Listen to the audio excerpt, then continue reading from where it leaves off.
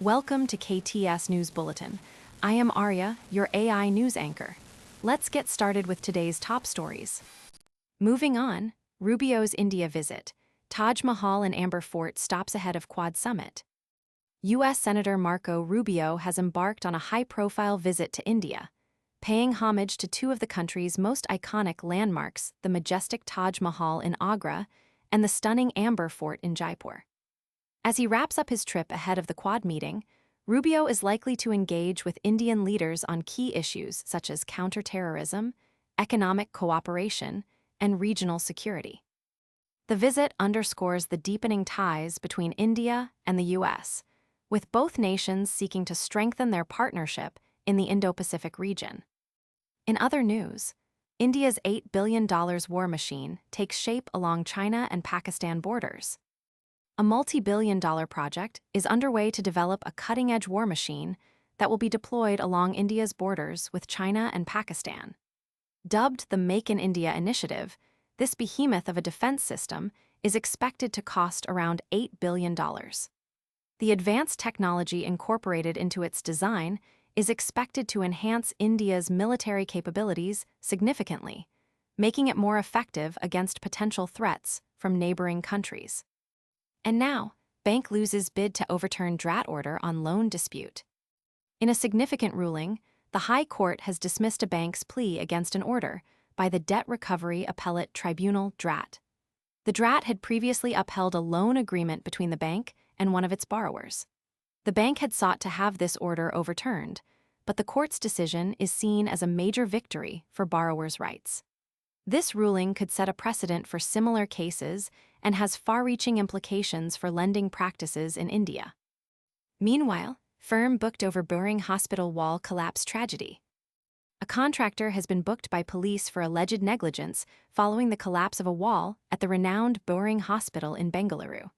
The incident occurred on Tuesday evening when a portion of the hospital's compound wall gave way, trapping several patients and staff members.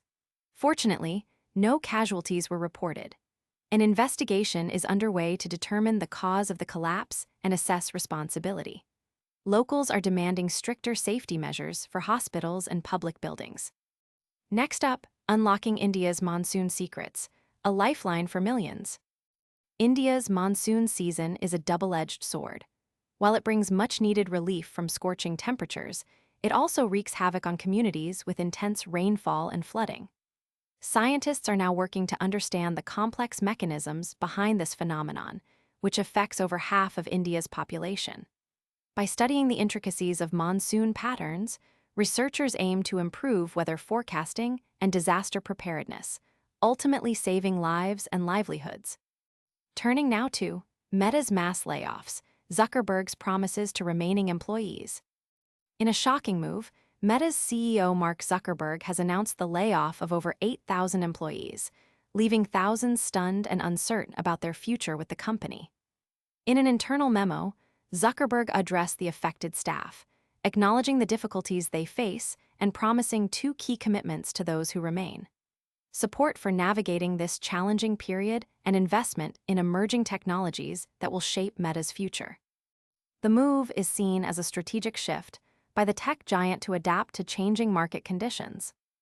In other news, Uttar Pradesh Deputy CM's flight aborts takeoff due to technical issue. In a dramatic turn of events, a plane carrying Uttar Pradesh's Deputy Chief Minister Brajesh Pathak aborted its takeoff due to a technical snag.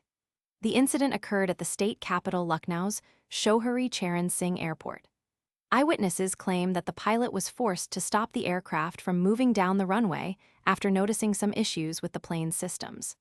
While no one was hurt, the incident has sparked concerns about air travel safety in the region. And finally, India's finance expert warns of economic crisis with Rupee depreciation. The country's economic stability is under threat as a top finance expert warns that a weak rupee could lead to a severe crisis.